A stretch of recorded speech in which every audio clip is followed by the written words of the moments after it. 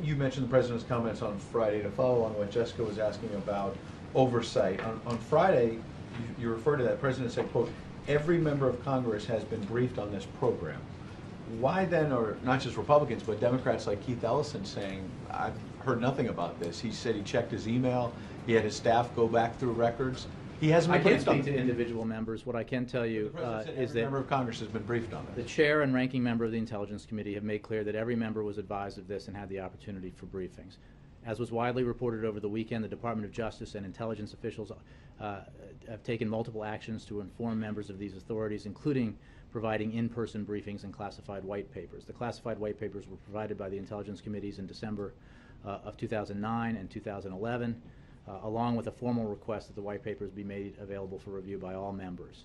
The Intelligence and Judiciary Committees have been briefed on these operations multiple times and have been provided access to copies of the classified FISA court orders and opinions relevant to the use of Section 215. I would point you to statements by other members of Congress about the fact that this congressional oversight exists. Again, I can't speak to every individual member. What I can say is that it is simply true that there is substantial congressional oversight. But that's simply as a matter of course and as it should be. It does not mean that these matters shouldn't be debated or that voices shouldn't be heard if there is disagreement about where we have found that balance and whether we ought to consider making adjustments.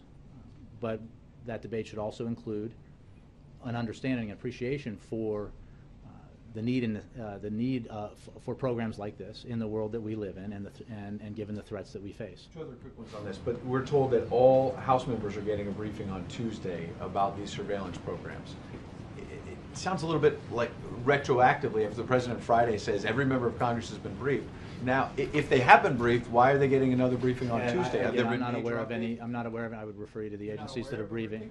There's a briefing I'm on not Tuesday. personally giving it, but I would refer you to the agencies that might be involved. But I can just point you to what numerous members of Congress have said, to the very facts about congressional oversight here, and tell you that it's an important part of this process, that both the courts and Congress provide oversight of these programs, as does the executive branch through inspectors general and through other means to make sure that there are checks and balances in place.